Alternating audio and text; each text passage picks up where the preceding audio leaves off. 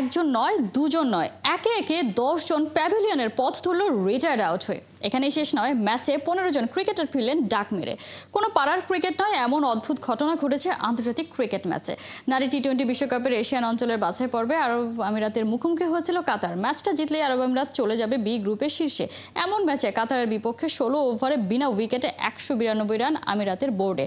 তখনই বৃষ্টির শঙ্কা জাগে, আর তখনই দারুণ কৌশল সাজায় আমিরাতের মেয়েরা।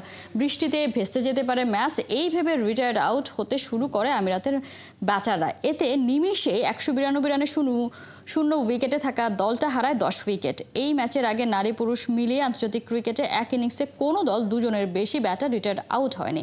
মেয়েদের আন্তর্জাতিক টি-20তে এর আগে এমন আউট ছিল 12টি।